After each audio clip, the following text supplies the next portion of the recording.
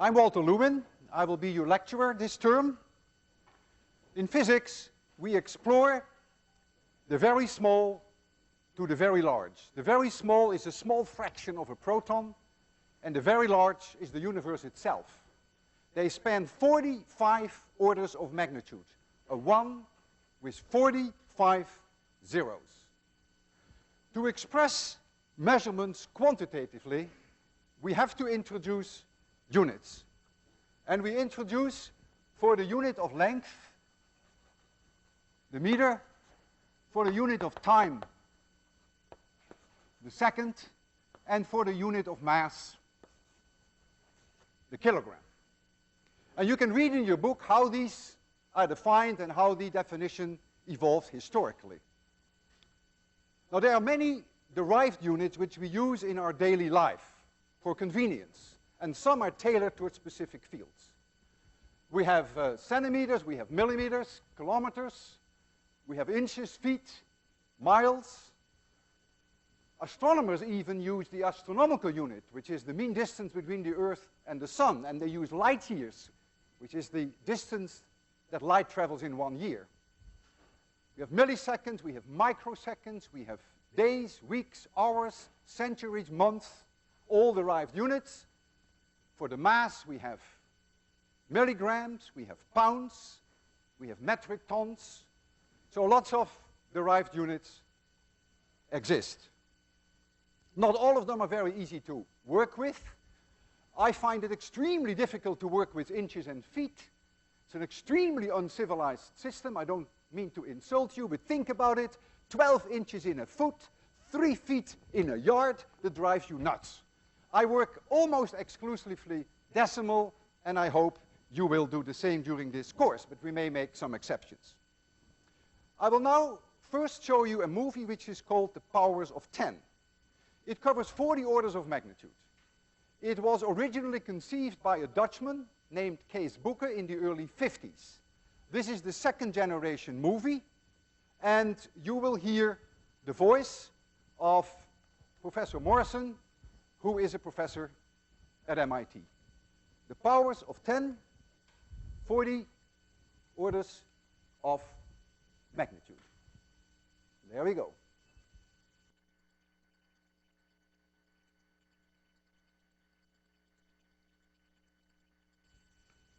I already introduced, as you see, their length, time, and mass, and we call these the 3 fundamental quantities in physics. I will give this the symbol capital L for length, capital T for time, and capital M for mass. All other quantities in physics can be derived from these fundamental quantities. I give you an example. I put a bracket around here. I say speed, and that means the dimensions of speed. The dimensions of speed is the dimension of length divided by the dimension of time.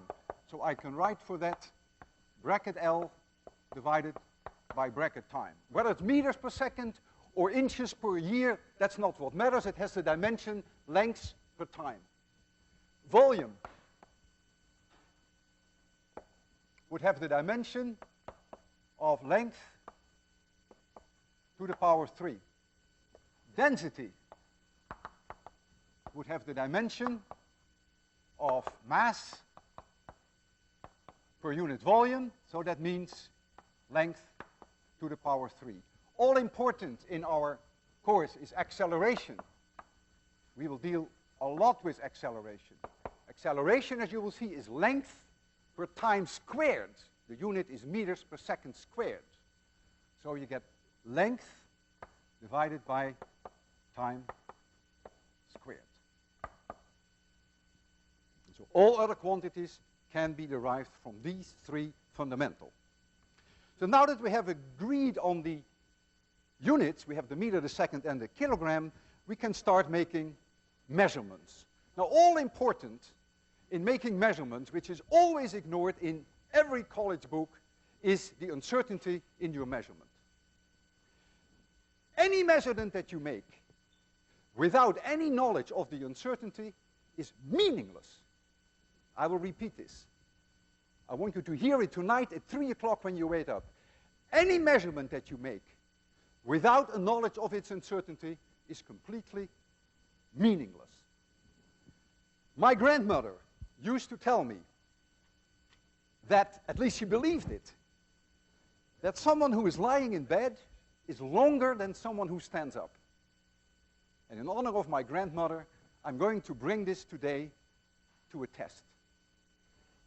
I have here a setup where I can measure a person standing up and a person lying down. It's not the greatest bed, but lying down. I have to convince you about the uncertainty in my measurements, because a measurement without knowledge of the uncertainty is meaningless. And therefore what I will do is the following. I have here an aluminum bar, and I make the reasonable, plausible assumption that when this aluminum bar is sleeping, when it is horizontal, that it is not longer than when it is standing up. If you accept that, we can compare the length of this aluminum bar with this setup and with this setup. At least we have some kind of calibration to start with. I will measure it. You have to trust me. During these 3 months, we have to trust each other. So I measure here 149.9 centimeters. However, I would think that so this is the aluminum bar. This is in vertical position, 149.9. But I would think that the uncertainty of my measurement is probably 1 millimeter. I can't really guarantee you that I did it accurately any better. So that's the vertical one. Now we're going to measure the bar horizontally, for which we have a setup here. Ooh, the scale is on your side.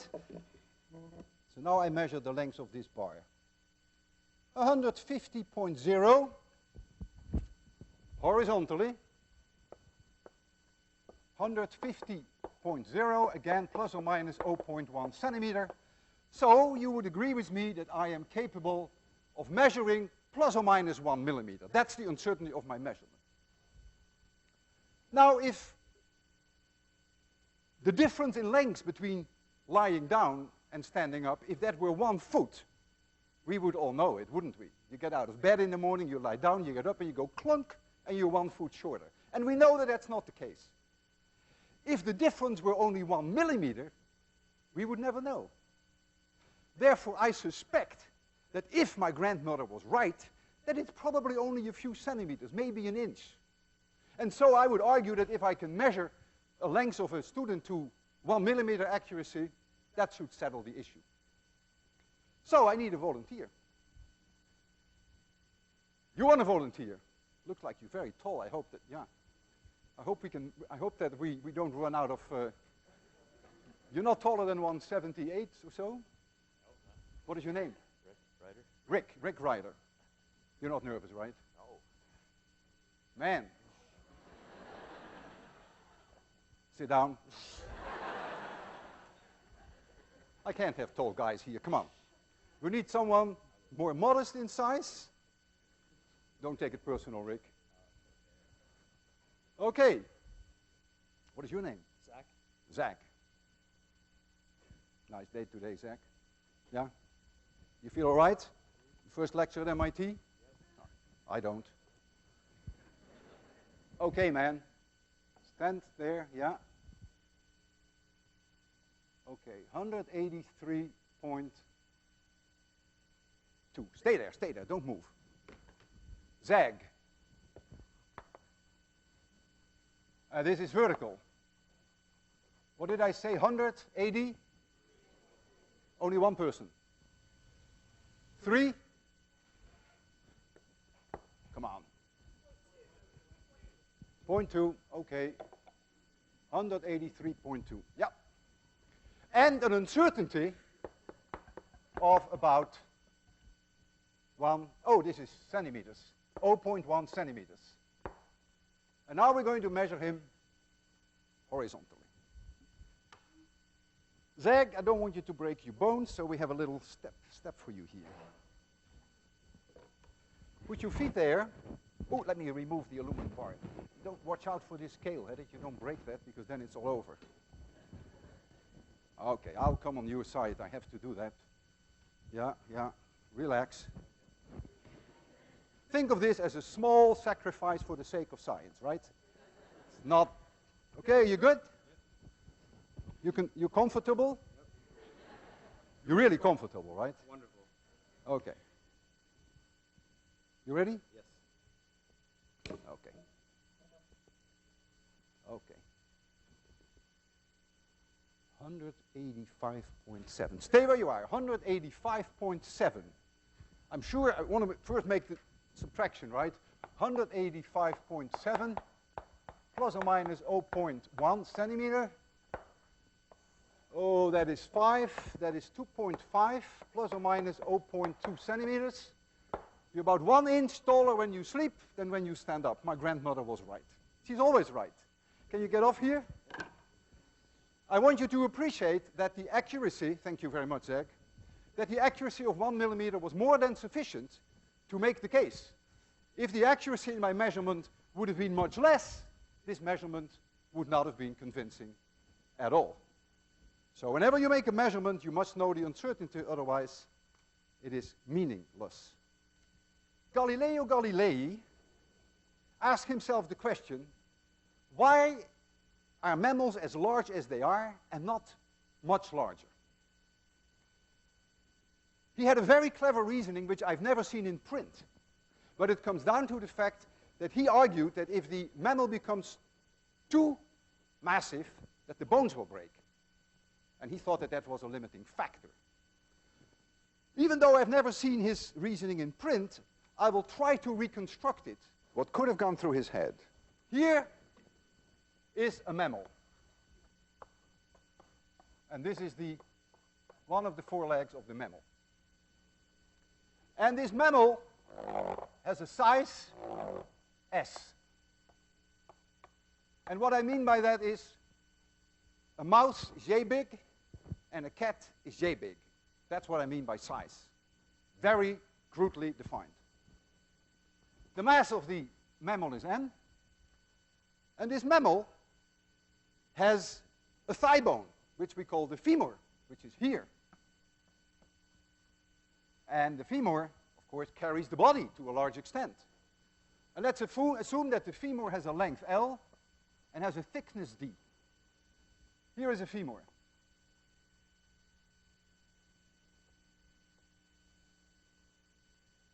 This is what a femur approximately looks like. So this would be the length of the femur.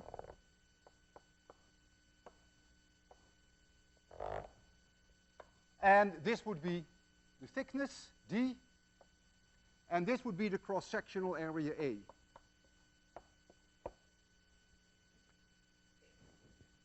I'm now going to take you through what we call in physics a scaling argument.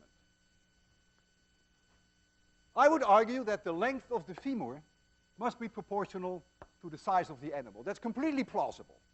If an animal is 4 times larger than another, you would need 4 times longer legs. And that's all this is saying. It's very reasonable.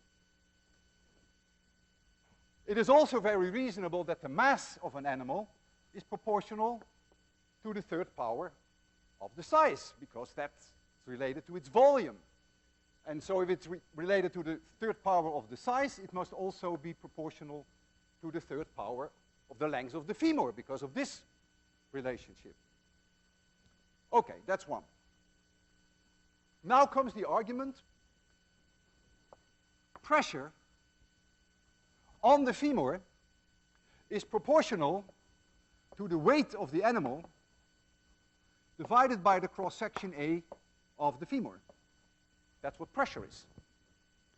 And that is the mass of the animal that's proportional to the mass of the animal divided by d squared. Because we want the area here. It's proportional to d squared. Now follow me closely. If the pressure is higher than a certain level, the bones will break. Therefore, for an animal not to break its bones, when the mass goes up by a certain factor, say a factor of 4, in order for the bones not to break, d squared must also go up by a factor of 4. That's a key argument in the scaling here. You really have to think that through carefully.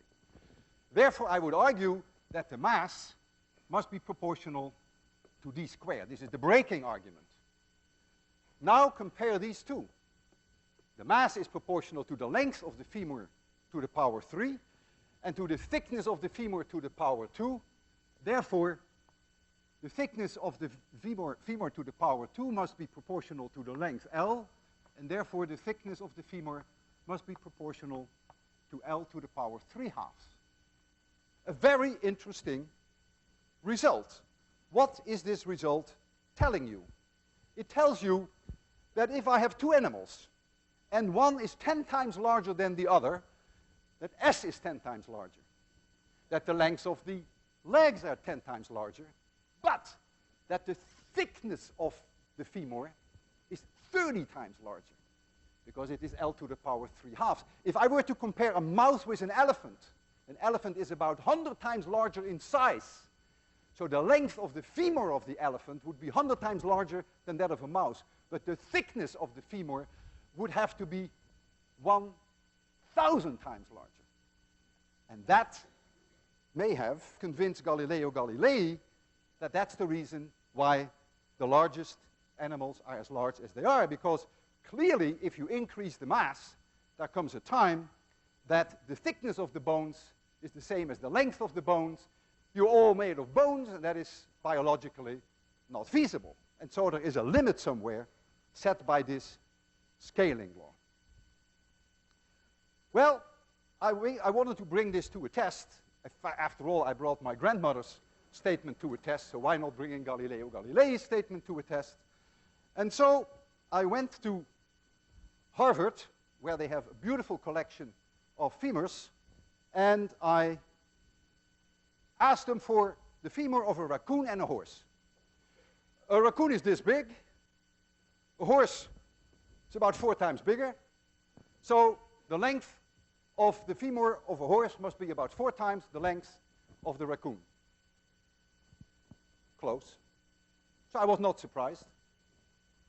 Then I measured the thickness, and I said to myself, aha, if the length is 4 times higher, then the thickness has to be 8 times higher if this holds.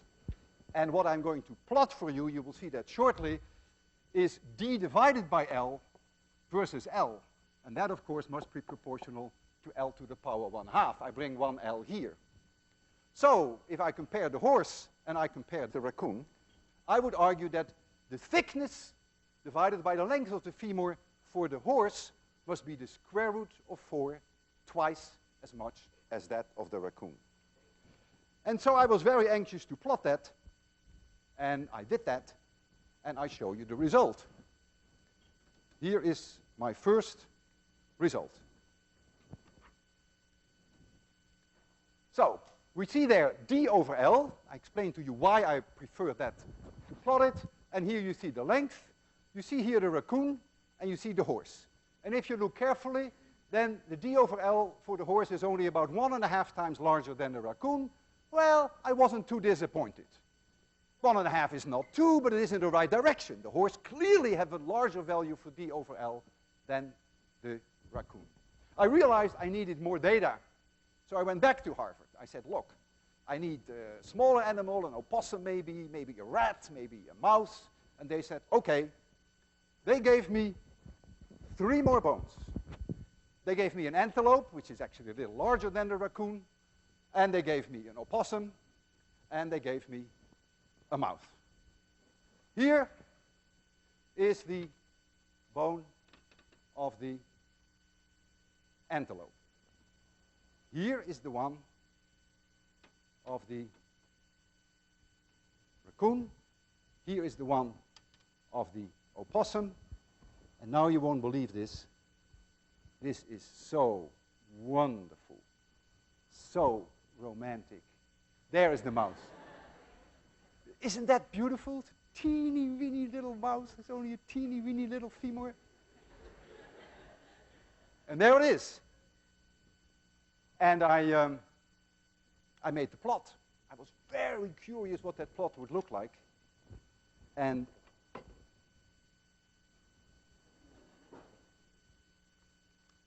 here it is. I was shocked. I was really shocked. Because look, the horse is 50 times larger in size than the mouth. The difference in d over L is only a factor of 2. And I expected something more like a factor of 7. And so in d over L, where I expect a factor of 7, I only see a factor of 2. So I said to myself, oh my goodness, why didn't I ask them for an elephant? The real clincher would be the elephant, because if that goes way off scale, maybe we can still rescue the statement by Galileo Galilei. And so I went back, and they said, okay, we'll give you the femur of an elephant. They also gave me one of a moose, believe it or not. I think they wanted to get rid of me by that time, to be frank of you. And here is the femur of an elephant. And I measured it, the length and the thickness. And it is very heavy. It weighs a ton. I plotted it. I was full of expectation. I couldn't sleep all night. And there's the elephant. There is no evidence whatsoever that d over L is really larger for the elephant than for the mouth. These vertical bars indicate my uncertainty in measurements of thickness, and the horizontal scale, which is a logarithmic scale, the uncertainty of the length measurements is in the thickness of the red pen, so there's no need for me to indicate that any further. And here you have your measurements, in case you want to check them. And look again at the mouth and look at the elephant.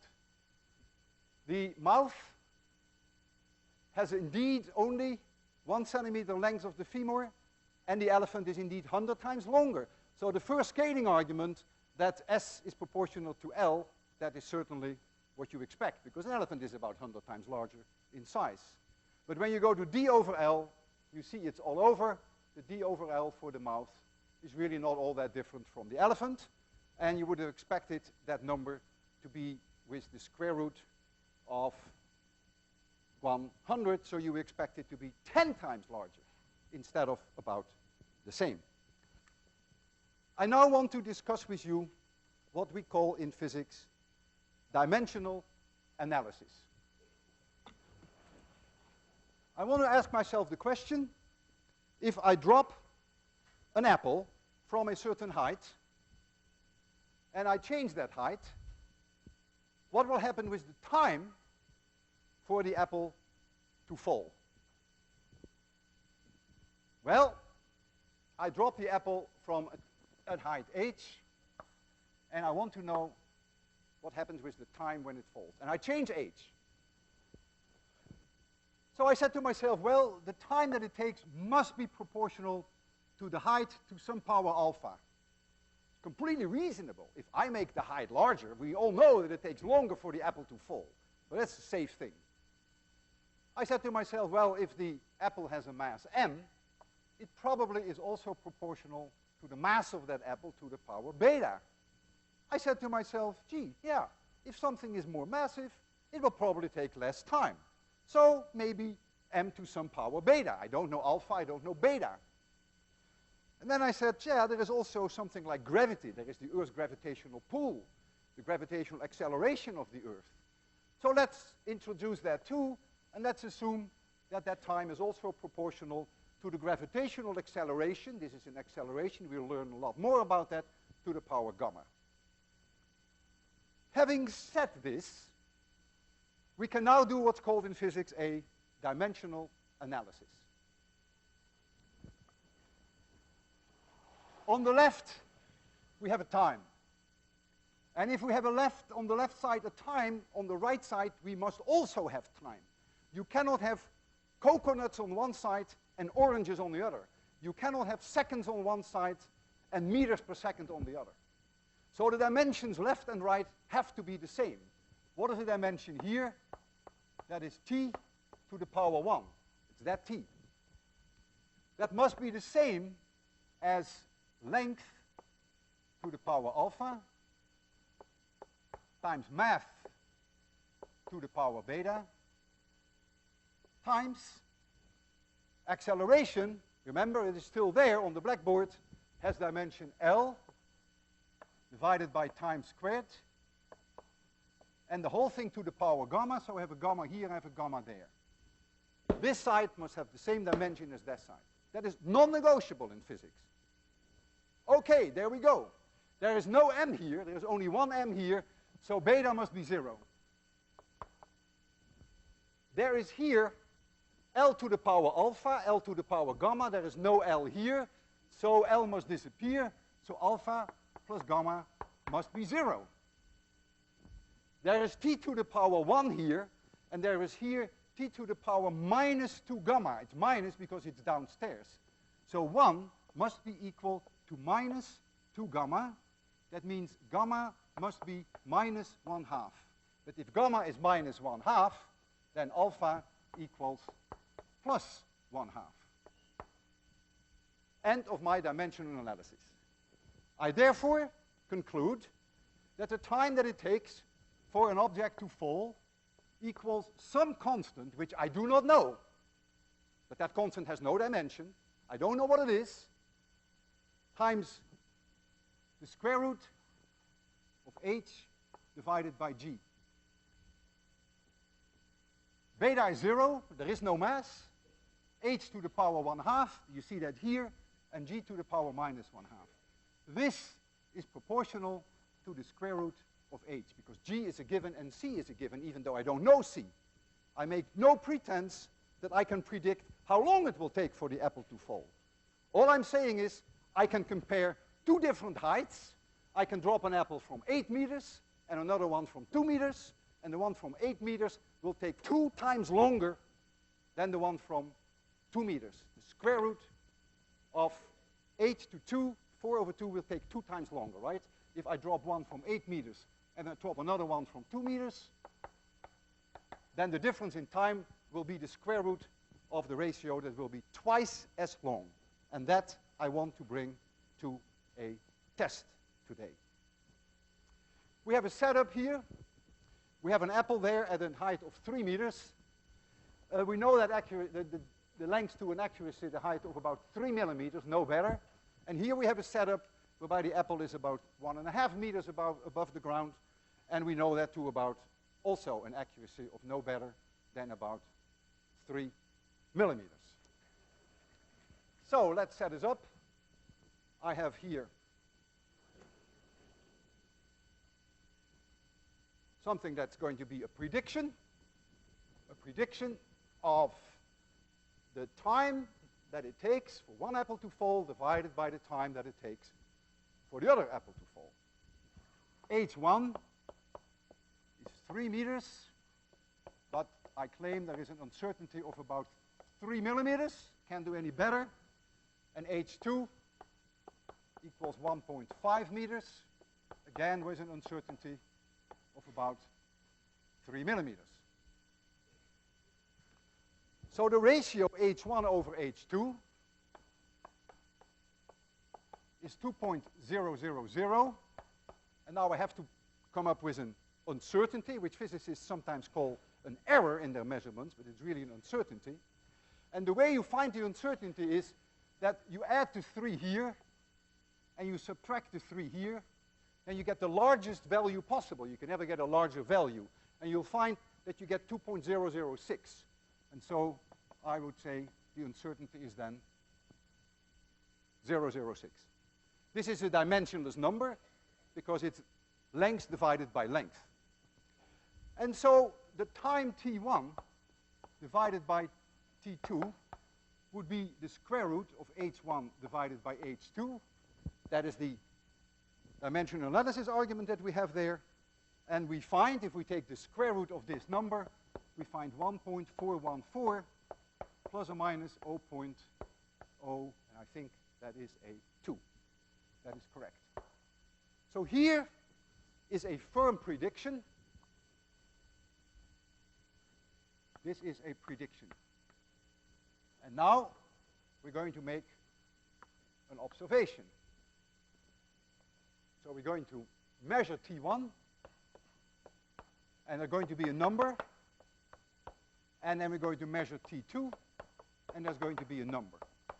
I have done this experiment 10 times, and the numbers always reproduce within about 1 millisecond. So I could just adopt an uncertainty of 1 millisecond. I want to be a little bit on the safe side. Occasionally, it differs by 2 milliseconds. So let us be conservative, and let's assume that I can measure this to an accuracy of about 2 milliseconds. That is pretty safe. So now we can measure these times, and then we can take the ratio, and then we can see whether we actually confirm that the time that it takes is proportional to the height, to the square root of the height. So I will make it a little more comfortable for you in the lecture hall. That's all right. We have the setup here. We first do the experiment with the 3 meters. There you see the 3 meters. And the time, the moment that I pull this string, the apple will fall, a contact will open, the clock will start. The moment that it hits the floor, the time will stop. I have to stand on that side, otherwise the apple will fall on my hand. That's not the idea. Stand here. You ready? Okay, then I'm ready. Everything set? Make sure that I've zeroed that button. Yes, I have. Okay, 3, 2, 1, 0. 781 milliseconds. So this number, you should write it down because you will need it for your second assignment. 781 milliseconds with an uncertainty of 2 milliseconds. We're ready for the second one. You ready? You ready? Okay, nothing wrong with being ready. 0, 0, right? Thank you. Okay, 3, 2, 1, 0. 551 milliseconds. Boy, I'm nervous because I hope that physics works. So I take my calculator, and I'm now going to take the ratio T1 over T2. The uncertainty you can find by adding the 2 here and subtracting the 2 there, and that will then give you an uncertainty of, I think, 0.08. Yeah, 0.08. You should do that for yourself. 0.008. Dimensionless number, this would be the uncertainty. This is the observation. 781 divided by 551. 1 point, let me do that once more. 781 divided by 551. 1417. Perfect agreement. Look, the prediction says 1.414, but it could be 1 point, could be 2 higher. That's the uncertainty in my height. I don't know any better. And here, I could even be off by an 8, because that's the uncertainty in my timing. So these 2 measurements confirm they are in agreement with each other. You see, uncertainties in measurements are essential. Now, look at our results. We have here a result which is striking. We have demonstrated that the time that it takes for an object to fall is independent of its mass. That is an amazing accomplishment. Our great-grandfathers must have worried about this and argued about this for more than 300 years. Were they so dumb to overlook this simple dimensional analysis? Inconceivable. Is this dimensional analysis perhaps not quite kosher? Maybe. Is this dimensional analysis perhaps one that could have been done differently? Yeah. Oh yeah. You could have done it very differently. You could have said the following. You you could have said the time for an apple to fall is proportional to the height that it falls from to a power alpha. Very reasonable. We all know the higher it is, the more it will take, the more time it will take. And we could have said, yeah, it's probably proportional to the mass somehow. If the mass is more, it will take a little bit less time. Turns out to be not so, but you could think that. But you could have said, well, let's not take the acceleration of the Earth, but let's take the mass of the Earth itself. Very reasonable, right? I would think if I increase the mass of the Earth, that the apple will fall faster. So now I would put in the mass of the Earth here. And I start my dimensional analysis, and I end up dead in the waters. Because you see, there is no mass here. There is a mass to the power beta here and one to the power gamma.